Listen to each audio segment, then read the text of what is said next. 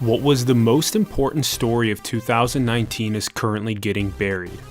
The coronavirus is the perfect way to move global consciousness away from Jeffrey Epstein. Ghislaine Maxwell and Jean-Luc Brunel are currently literally in hiding to not be prosecuted as co-conspirators. They trafficked more than 1,000 women to Epstein, many of which were under the age of 18, some as young as 12. This apartment block, he just had women on tap. He had girls on tap. He had girls on tap. Jeffrey told me that he has slept with over 1,000 of Jean-Luc Brunel's models/victims. And you believe that? I do.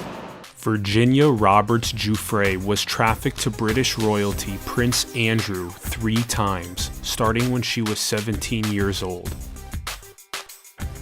Andrew claims to have no recollection of meeting Virginia and says that this photograph could be doctored. A polite British way of saying fake news. Because I have no recollection of that photograph ever being taken. Nobody can prove whether or not that photograph has been doctored, but I don't recollect that photograph ever being taken. So as you know, Prince Andrew denies the allegations against him, and he says that this photo is a fake, that he was never there, and that he's not his arm, and they're not his fingers. Those are his fingers. That is Andrew.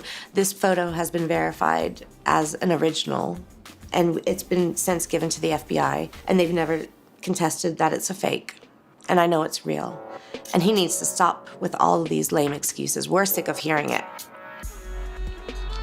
This is a real photo. And that was the first time you met him? And that's the very first time I met him. And that's right before I was abused by him. Epstein's properties were wired with hidden pinhole cameras. The Department of Justice found compact discs locked in his New York mansion safe with handwritten labels, young name plus name. Having this level of blackmail material makes Epstein an obvious target. Was Epstein a construct of intelligence communities collecting compromat, compromising material for geopolitical strategic advantage? If so, of course he couldn't live. State-sponsored manipulation of the elites at this scale would be unprecedented. For almost 30 years, he stayed under the radar of the general public. Only in the last year, we tripped over what seems to be one of the most important clandestine stories of the last 3 decades. Now we are being treated like little fucking kids that know the mainstream media narrative is bullshit. Generation Alpha will call us insane for not revolting against this caliber of cruelty and manipulation. Throughout the documentary, we will leverage 3 critical visual designs as foundational pillars. 1. The timeline. 2. The decision tree. 3. The questions. Let's begin keeping a tab on our most important questions. 1. How do we inspire tech and military intervention in capturing Ghislaine Maxwell and Jean-Luc Brunel? 2. How do we catalyze Prince Andrew and the royal family to come clean about their involvement? 3. How do we activate the use of information found on the compact discs? 4. Was Epstein a construct of intelligence communities for geopolitical strategic advantage? Here are 5 4-word phrases that will help us understand why this happened. Take my private jet. Come to my island. Stay at my mansion.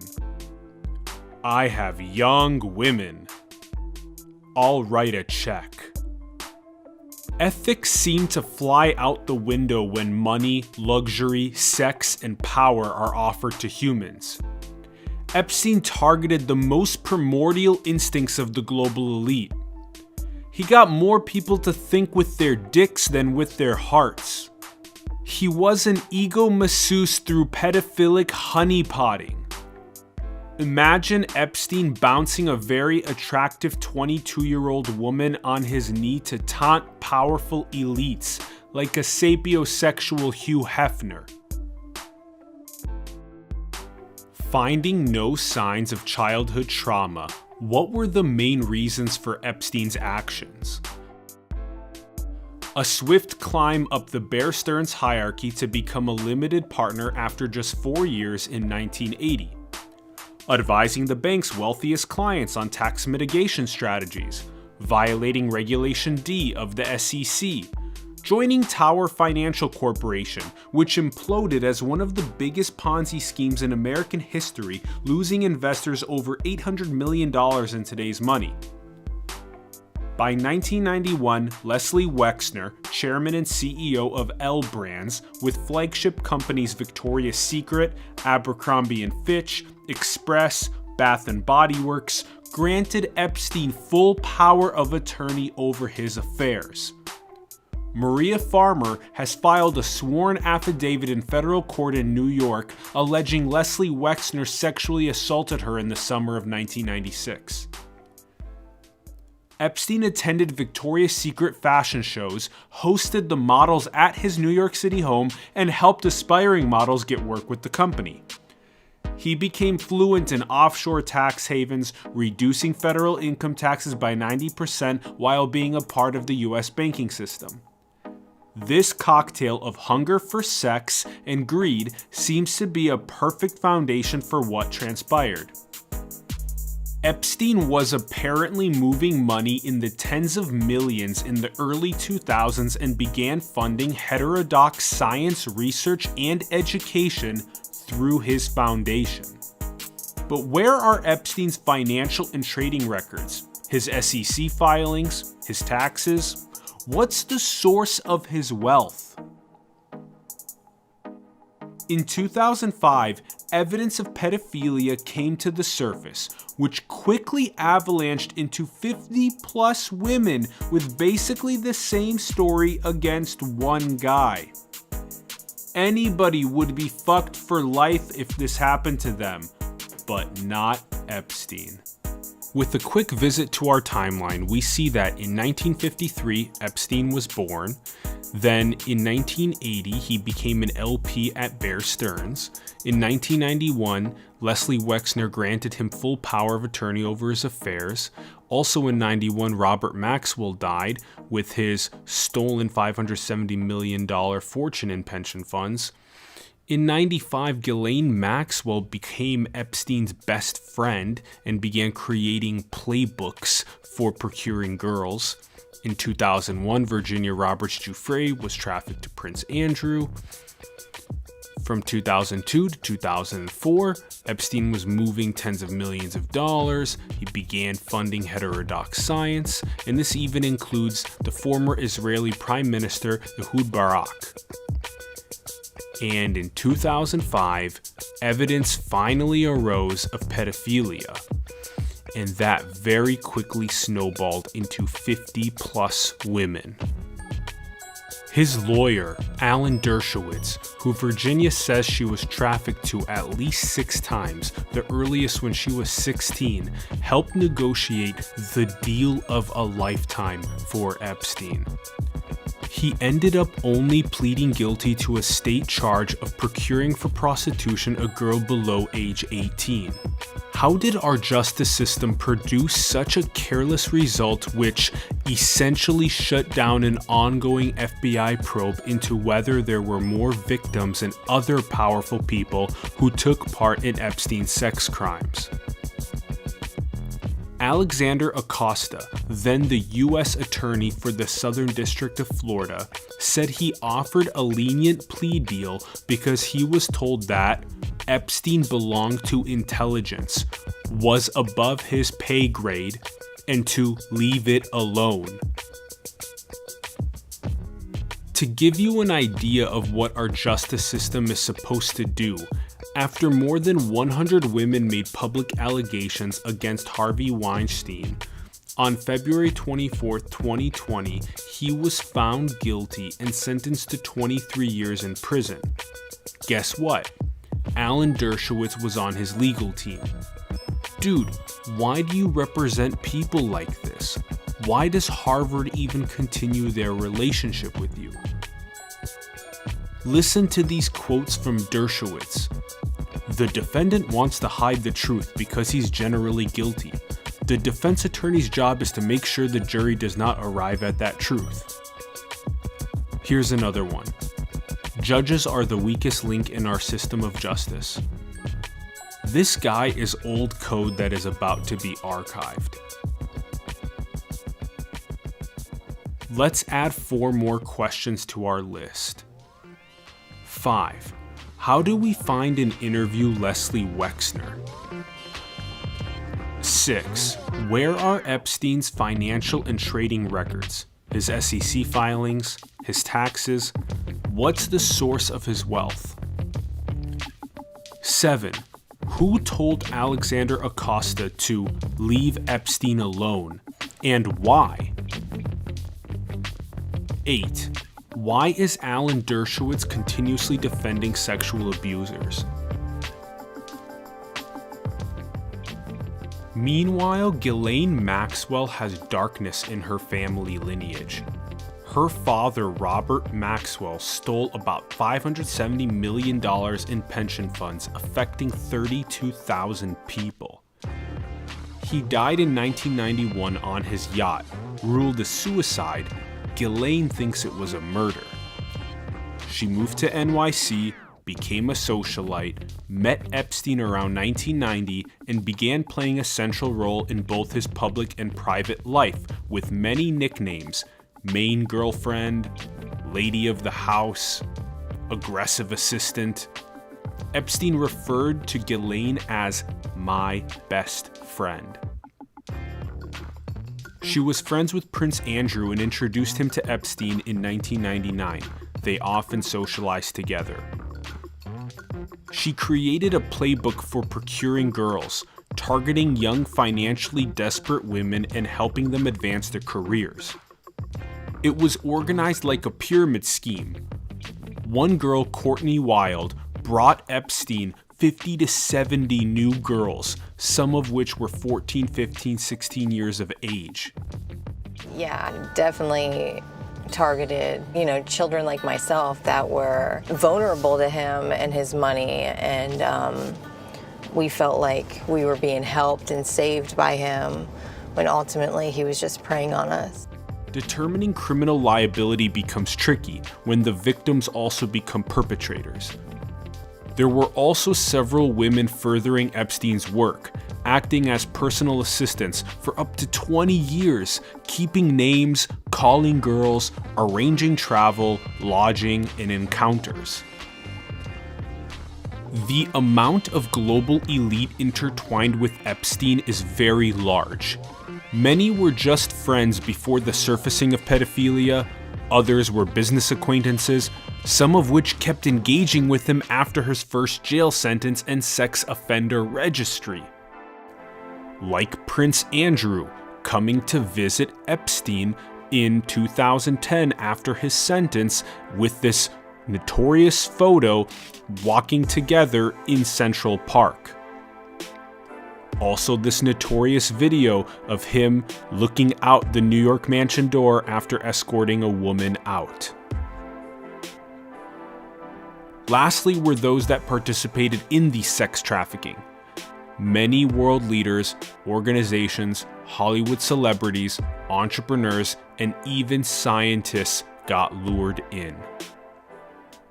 I was trafficked to other billionaires. I was trafficked to politicians, professors, even royalty. It was the elite of the world. It was the people who run the world. It was the most powerful people in the world. This is New York. This is Palm Beach. This is California. This is Paris. This is London. This is wherever Epstein was touching down. He needed to have girls on constant call. Girls ranged in all different ages. I mean, there were girls as young as 12. You have no doubt he was having sex with a 12-year-old. I was told by him that he was having sex with 3 12-year-olds sent by Jean-Luc Brunel. And Jeffrey laughed about it. He laughed. He thought it was funny. What do you think when you see that photo? I mean, they're just two of a like mind, you know? They both love having sex with young women. They both think that they can get away with everything, that they're above society. And, you know, for a long time, Jeffrey was. He proved it, didn't he? Virginia Roberts Giuffre said she couldn't comprehend how in the highest levels of the government, powerful people were allowing this to happen. Not just allowing, but participating in it. I want to remind you that in October and November of 2016, when WikiLeaks published John Podesta's emails, some people alleged that they contained code words for pedophilia and human trafficking. In 2015, ABC News flew Virginia Roberts Giuffre to New York City for a long interview with Amy Robach, who was caught on a hot mic incident thanks to Project Veritas, where she I've had the story for 3 years. I've had this interview with Virginia Roberts. We would not put it on the air. Then the palace found out that we had her whole allegations about Prince Andrew and threatened us a million different ways. It was unbelievable what we had. Clinton, we had everything. There will come a day when we will realize Jeffrey Epstein was the most prolific pedophile this country has ever known. And I had it all 3 years ago. So do I think he was killed? 100%. Yes, I do. Because he made his whole living blackmailing people. There were a lot of men in those planes, a lot of men who visited that island. Ghislaine Maxwell, she knows everything. She should be careful. Well, she was she went out and recruited all of these girls. She should watch her back.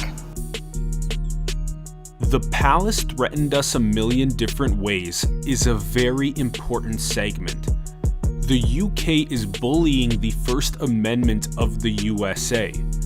The palace is using power to manipulate the non-dissemination of incriminating evidence against Prince Andrew from one of our longest-running mainstream news networks, ABC.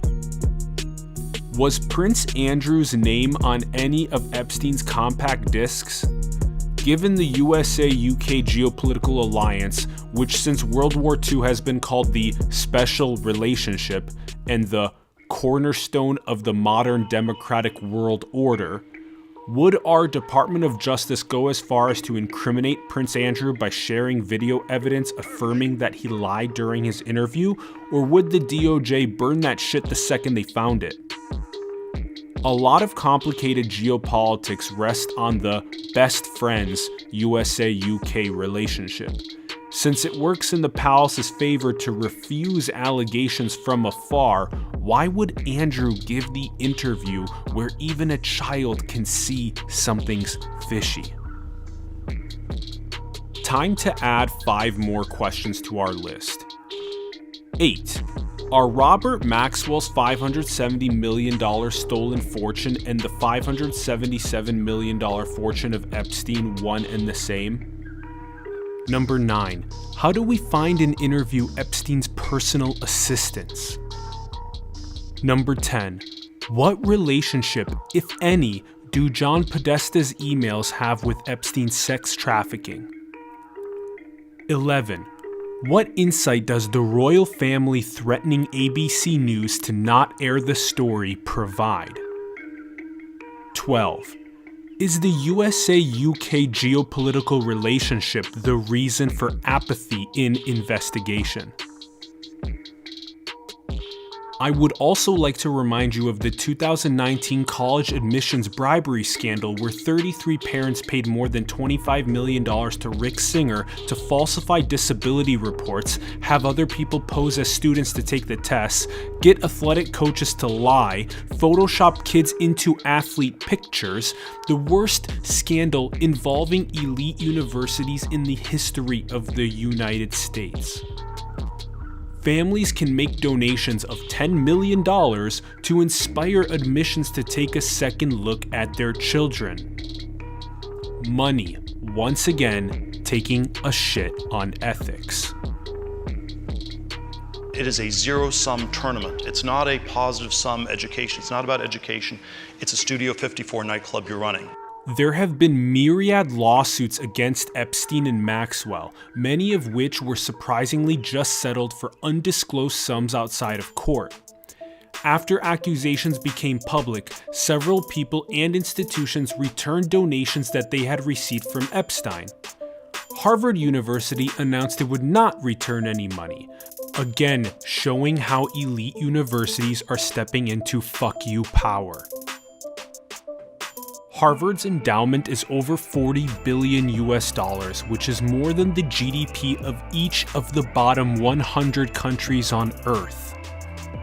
Plus, we still don't have a clear answer on US elite universities accepting foreign bribes and if intelligence agencies are exposing this vulnerability to spy. Why was Epstein even funding heterodox science? This may be one of the most important points of this entire documentary that Eric Weinstein has been adamant about drilling into our consciousness. The USA is slowly forgetting about the group of scientists that literally birthed the economy that we are all flourishing in today.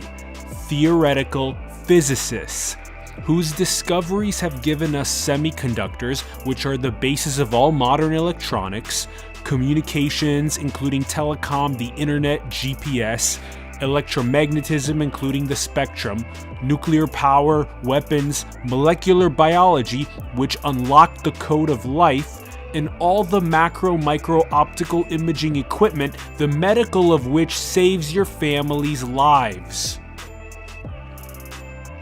Now, if the theoretical physicists who birthed almost the entire modern-day industrialized world sound like a group of people you're interested in keeping around, Jeffrey Epstein was interested in them too.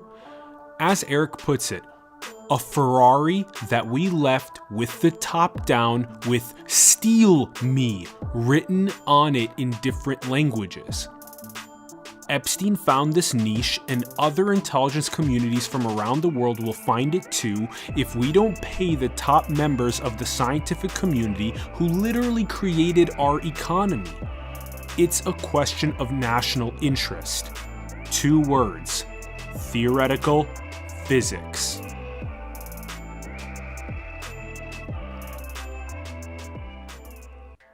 Three more questions to add. 13.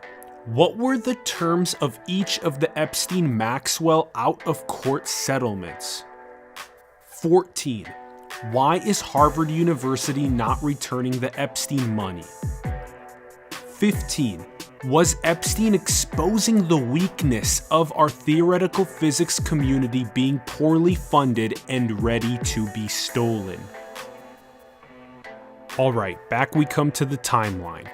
As you remember, after the evidence of pedophilia surfaced in 2005 and snowballed into 50-plus women, in 2008, when Alan Dershowitz negotiated the deal of a lifetime, when Alexander Acosta is told to leave it alone, and how Epstein served just 13 months. From 2010 to 2019, there have been this myriad of lawsuits against Epstein and Maxwell being settled for undisclosed sums outside of court. In 2010, Prince Andrew visited Epstein in New York City after Epstein had served a sentence and had all of the pedophilia records exposing him. In 2015, Virginia Roberts Giuffre exposes Jean-Luc Brunel's MC2 modeling agency as sex traffickers to Jeffrey Epstein.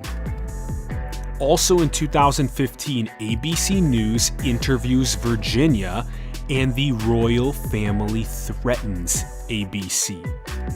In 2016, WikiLeaks publishes John Podesta's emails allegedly containing pedophilia code words. All right, on to our next section. Sir, we take every inmate's life very seriously in the Bureau of Prisons. A high-profile inmate is no more important or significant in terms of our operations than just the average inmate that comes our way. We should be treating people who are yet to testify against other felons, against other rapists. They have a lot more priority for your institution, don't they? But you and I both know they can make this a top priority and get it done more quickly than they normally would. Attorney General William Barr described Epstein's death as a perfect storm of screw-ups. After being found unconscious, 6 days later taken off suicide watch, signing his last will the day before, 2 cameras malfunctioning, 2 guards falling asleep at their desks, the most prolific pedophile on trial in the United States manages to get away without justice. Nicholas Tartaglione was Epstein's cellmate who was threatened by jail guards to stop talking after describing Epstein's death and conditions to the media. It goes without a doubt that Nicholas should be extensively interviewed, and so should the 3 executors listed on Epstein's last will, Darren K. Indike, Richard D. Kahn, and Boris Nikolic. Where is Epstein's trust agreement document that was not attached to the will? The footage from the July 23rd incident of Epstein being found unconscious was claimed in January 2020 to be permanently deleted due to a clerical error.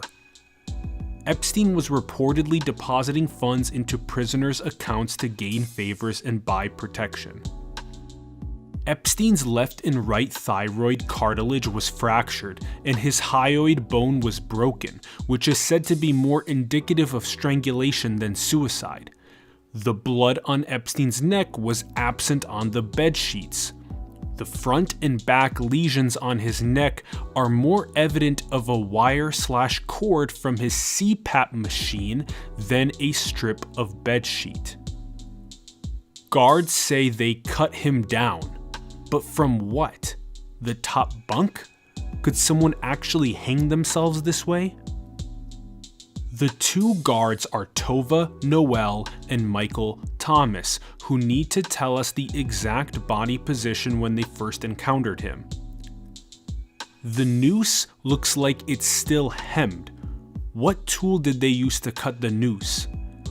They took his body out of the cell against protocol. It was a crime scene. If this wasn't a suicide, who, how, and why did someone sneak in for this homicide? What time did Epstein's camera start malfunctioning? Even if the cameras malfunctioned in front of his cell, how about other footage from inside the cell block area to see if anyone else potentially entered? It is said he was buried on September 5, 2019 in Palm Beach next to his parents in an unmarked grave to prevent vandalism. I'm curious which medications exist that can send him into a coma for a month and then for him to be dug out of his grave and resuscitated. How did Tova Noel and Michael Thomas, who failed to do their 30-minute checks on Epstein, each finance their $100,000 bail? I'd place mandatory lifelong financial oversights on their accounts and Warden Lamin Ndiaye, medical examiner Barbara Sampson, and their families to make sure they don't get heavily compensated in the next decades for this. They must all be extensively investigated. We know one thing for sure. A lot of powerful people are trying to get out of this situation without punishment. Alright, 16 more questions. We're going to break it up into 2 8-question chunks. Question 16. How do we find an interview who took Epstein off suicide watch? 17. How do we find and interview Nicholas Tartaglione? 18. How do we find and interview the 3 executors listed on Epstein's last will? Darren K. Indike, Richard D. Kahn, and Boris Nikolic. 19. Who is responsible for the permanent deletion of the footage from the July 23rd incident of Epstein being found unconscious? 20. How do we find and interview the prisoners whose accounts Epstein was depositing funds onto to gain favors and buy protection? 21. Why was the blood on Epstein's neck absent from the bed sheets? 22. Why are the front and back lesions on Epstein's neck more evident of a wire/cord strangulation from his CPAP machine than a noose of bedsheet? 23. How could someone actually hang themselves from the top of a bunk bed? Alright, the second set of 8 questions. 24. What body position did Tova Noel and Michael Thomas find Epstein's body in? 25. What tool did they use to cut the noose, and where did they cut it? 26. Why was Epstein's body transported out of the crime scene against protocol? 27. Where is the footage from the other cameras in the cell block that could show us if anyone else potentially entered Epstein's cell? What time did Epstein's camera start malfunctioning? 28. Where is the non-location disclosing footage of Epstein being transported and buried in Palm Beach? 29. What medications could Epstein have taken to comatize himself and get resuscitated? 30. How did Tova Noel and Michael Thomas each finance their $100,000 bail? 31. Are there lifelong financial oversights on guards Tova Noel and Michael Thomas, Warden Lamin Nidaye, Medical Examiner Barbara Sampson, and their families? They must all be extensively investigated. Alright, now we're gonna do the final part of the timeline, explore the decision tree, and end with many more questions and critical topics. Okay, as you remember, we left off in 2016 where WikiLeaks publishes John Podesta's emails allegedly containing pedophilia code words. Now we come up to July 6, 2019, when Jeffrey Epstein is arrested on sex trafficking charges. Then we move to July 23rd of 2019, where an Epstein is found unconscious in his cell. This is the footage that was deleted due to clerical error. Then we move to July 29th, 2019, when Epstein is taken off suicide watch. Who is responsible for that decision?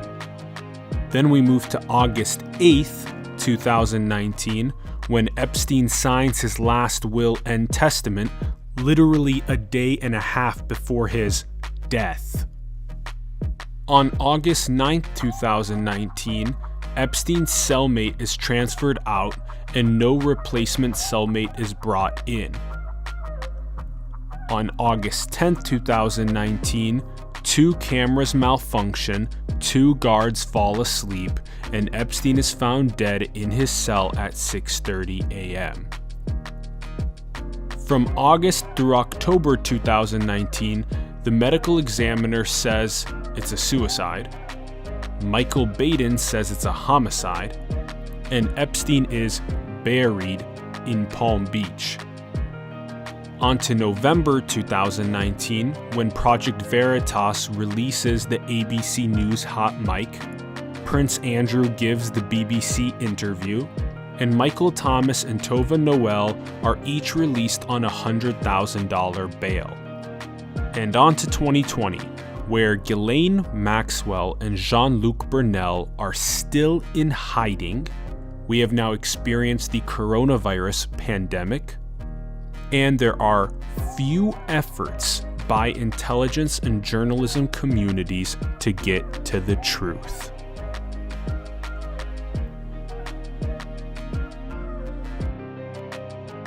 Onto the decision tree. I would like to start by saying that this is a decision tree of what I think are the most likely outcomes. Obviously, there are options I have not calculated, and feel free to contribute. The links to the timeline, the decision tree, and the questions will all be in the bio below. This is a collective effort. Let's do this. All right, on the trunk of the decision tree, it bifurcates into two sections, dead and alive. We're going to go ahead and start on the alive side, which is the side that I think is much less likely. As we move up the alive side, our next bifurcation gives us two options. Either he has escaped the jail, and those are fake photos of his dead body, or he medicated himself into a coma, and those are fake hanging lesions. Now, as we go up that part of the tree, there's another bifurcation, and that leads us to either he wasn't even buried, or he was buried, then he was dug up. And that would mean that he would be resuscitated and that he would be alive. This would be a very elaborate theory that would require a lot of hard work and physiological know-how, and feels to be much less possible. All right, and let's go to the other branch of the decision tree from the trunk. It is the dead side. And the dead side leads us to the first bifurcation of whether it is suicide or homicide. Now let's go up the suicide portion. And we get to what I think is a trifurcation, where on the leftmost branch here, you can see that it's hanging by the CPAP electrical cord from the bunk.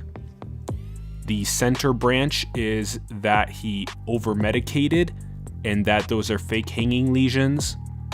And the right branch is that he hung himself by the bed sheets by a noose from the bunk. And backpedaling down to the homicide branch, this is where I think things get very interesting. So the first bifurcation on the homicide branch is that it was either someone from inside the jail or someone from outside the jail. And as you go up the branch from outside the jail, either a assassin was let in on one branch or an assassin snuck in on the other branch. And both of those options lead us to the most likely, which is strangulation. Obviously, there are, again, other options, but that I think are less likely. Now, on the someone from inside the jail committed the homicide branch, we see that it's either a jail inmate or a jail employee. And both jail inmate or jail employee would also lead us to strangulation. Now I'm going to share with you my theory after doing this investigative documentary about where I feel the percentages stack in the decision tree. All right, so let's start with what I think is most likely, which is I think that Jeffrey Epstein is dead, and I think that it's a homicide. And then I think that it was someone inside the jail, a large-scale, clandestine, coordinated effort to kill him, given the amount of information that he knew. And I think that the likelihood is highest that it was part of the jail staff, the jail employees, and that it was death by strangulation. And those neck lesions especially make it pretty evident to me, from what I can tell, that it is by an electrical cord, likely from the CPAP machine. And I assign currently, given the date of publication of this investigative documentary that the probability of this branch of the decision tree is approximately 60%. Now, if we backpedal a bit, I do think that it's possible that they still had this big homicide plan, but rather than it being a jail employee, it could have been a jail inmate that's also in on it, or I think it's also possible, maybe a little bit less likely, that somebody came in from outside the jail letting in this assassin, and the assassin did this. And that where is, again, any of the camera footage that we've been asking for from all of the other cameras inside of the jail that are not the two that they claim malfunctioned. All right, and the second highest probability, which I'm ascribing approximately 25% to, is the suicide branch. And the suicide branch has a 20% probability that it's a hanging by the CPAP electrical cord from the bunk. And again, that's because of the neck lesions. I think it's much more likely that than it is a hanging by bed sheets, a bedsheet noose from the bunk. I ascribe about 5% to that. And then on the alive branch, I ascribe approximately 3% to him putting himself into a coma and then being dug up or not even buried and resuscitated. So a total that is visible right now is 98%, and the last 2% are divided among other options and unknowns. And again, the links are in the bio below. Feel free to contribute, everyone. Well, this Epstein case is probably the most blatant example of a public murder of a crucial witness I've ever seen in my entire life, or anybody's ever seen. This is one of those things that's so obvious. It's so in everyone's face. Where was Ghislaine Maxwell's passport last seen? Why are we not talking to Les Wexner? Where are the trading records? What is the source of the fortune? It seems to me very clear that we have a missing fortune of Robert Maxwell and an unexplained fortune of Jeffrey Epstein. Are those the same fortune? Who's asking these questions? Did everybody go to sleep when they taught journalism in school? I just don't understand. I've never experienced so much of society in disapproval of a mainstream narrative as we see with Jeffrey Epstein.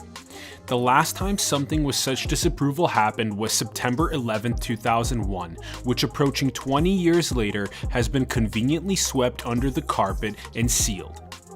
Another example is the 2008 subprime mortgage crisis. Or would we know anything about global surveillance programs if not for Edward Snowden? And don't forget, the only reason we ever learned about COINTELPRO was because of a citizens commission that smelled something fishy about our own FBI killing citizens that were challenging the status quo, so they broke into an FBI building, stole over 1,000 classified documents, and published them through news outlets. Do you see the extent to which we as the general public have to fight to get to the truth? I'm 27 years old now, wise enough to investigate this pattern of black swan events and red pill myself and society into preventing the Epstein debacle from going through the same process. We need to address these questions and get to the bottom of the truth to make this stick as a collective learning lesson. Second Church and Pike committees to investigate abuses of what our founding fathers laid out as the unalienable rights to life, liberty, and the pursuit of happiness. We strive for the USA to lead the world in heterodox thinking, not to quell our brightest minds deviating from mainstream narratives. The global elite outside the in-group are calling it out as it is. Syrian President Bashar al-Assad said, يعني الملياردير الأمريكي جيفري إبستاين قتل منذ أسابيع وقالوا بأنه انتحر في السجن، وهو قتل لأنه يحمل أسرار هامة جدا تتعلق بشخصيات هامة في المنظومة أو في النظام الأمريكي والبريطاني وربما في دول. It's important to hear the opinions of Xi Jinping, Vladimir Putin, Tim Cook, Jeff Bezos, and pretty much the elite of every country and corporation on Earth about their thoughts on the death of Jeffrey Epstein. Remember that on December 13th, 2003, Operation Red Dawn found Saddam Hussein in a fucking spider hole in Iraq. That's how bad we wanted him. Also, remember how swiftly SEAL Team 6 took out Osama bin Laden on May 2nd, 2011 in Pakistan. We create titles like the world's most wanted terrorist. We should create the title the world's most wanted sex traffickers and give equal resources to the capture of Ghislaine Maxwell and Jean-Luc Brunel. Imagine how swiftly the Epstein case would get to the truth and show the world true punishment and justice when you put 1,000 plus young women's lives into trauma. We need larger incentives for information for their capture in the millions of dollars. Imagine if we lost Maxwell or Brunel to suicide or homicide. The Epstein case would become closer to being swept under the carpet and sealed, just like the powerful elite want, and just like what we experienced with 9/11.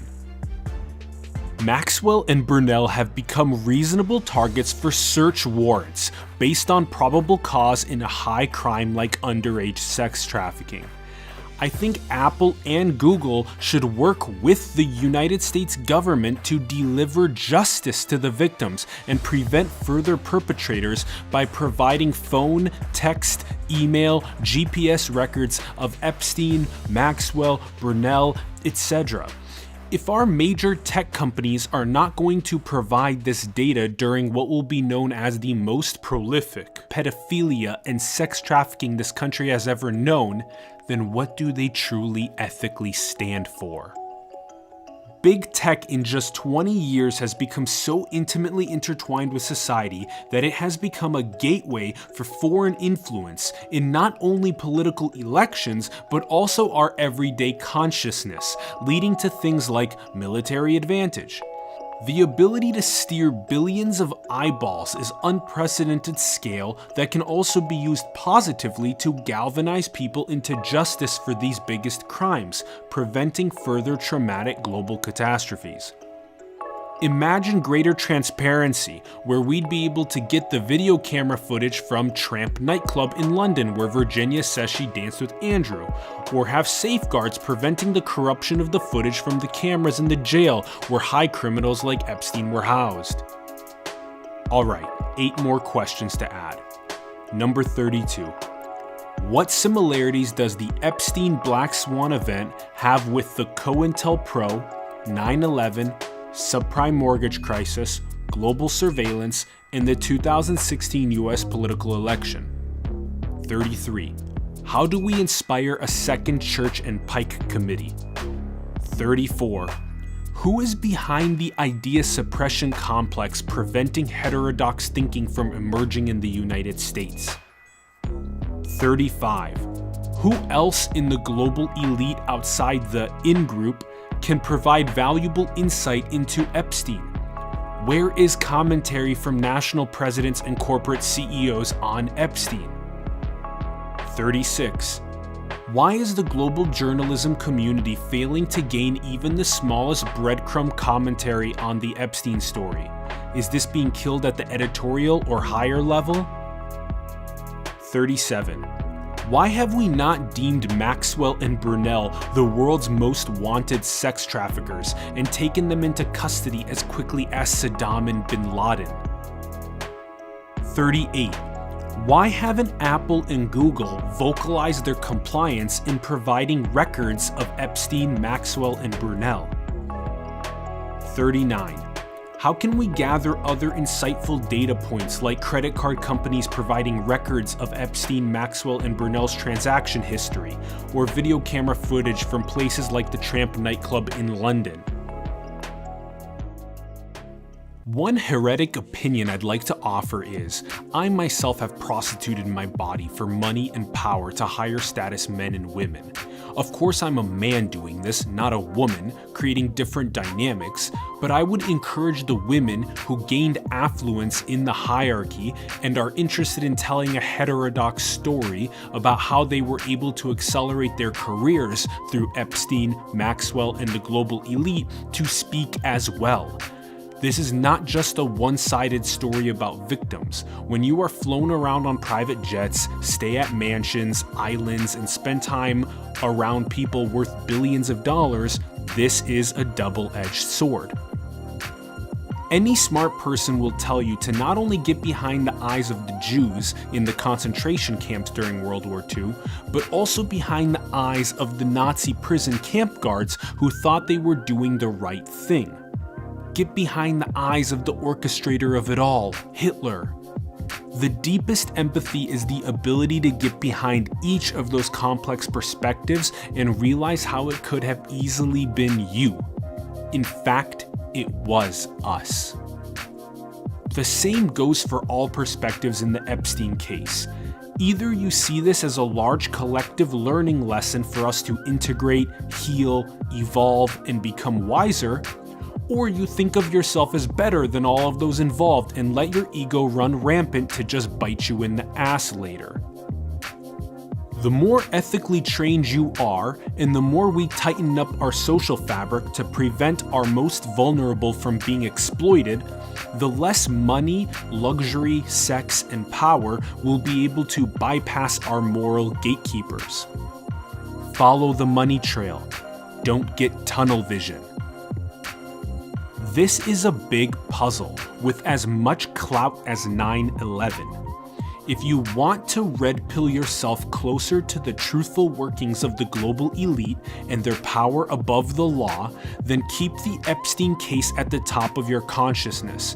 Fight for the military to capture, incarcerate, and give Maxwell and Brunel a fair court trial. Fight for British royalty to stop being above the law and come clean about Prince Andrew's involvement. Fight for the 1,000 plus women who are telling their side of the story when it normally gets buried by power and money. Fight to end underage sex trafficking worldwide. Fight to evolve our consciousness past such primordial lapses in our ethics. Most importantly, fight for the underdogs. Fight for the most vulnerable. Because if we don't step up now, this is only the beginning of getting thrown around by plutocrats in the AI age. 8 more questions to add. Number 40. How do we encourage the often quelled heretic opinions of women who greatly advance their careers through the Epstein-Maxwell-Brunel networks to speak? 41. How do we inspire the empathic practice of getting behind all perspectives in the Epstein case? 42. How do we improve our awareness of money, luxury, sex, and power influencing our ethics? 43. How do we integrate, heal, evolve, and become wiser from this as a collective learning lesson? 44. Could this be further practice grounds for the global elite to test how dominating and manipulative they can be to the masses until our tipping point of revolution? Circling us back all the way to the beginning, number 45. Could the coronavirus be a weapon to move society's consciousness away from Jeffrey Epstein? 46. How deep is the Epstein pedophilia and sex trafficking network that we tripped over? What is the likelihood this was not destroyed at the root level but will spring up again in our weak points? 47. Where will the approximately $577 million of Epstein's fortune go after creditors are paid?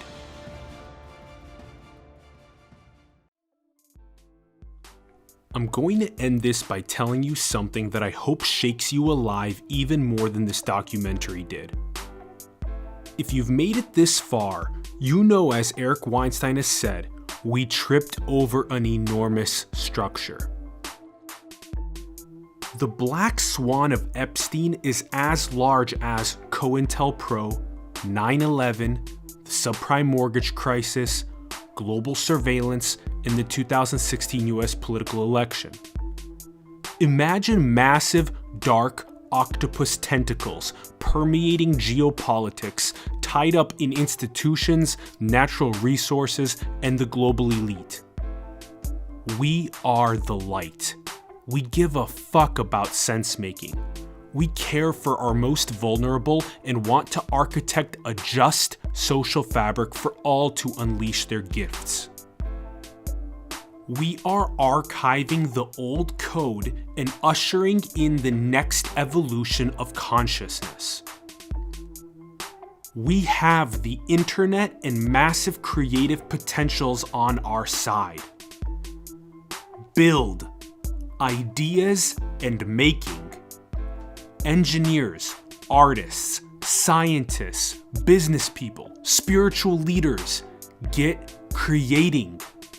There is no better time than now.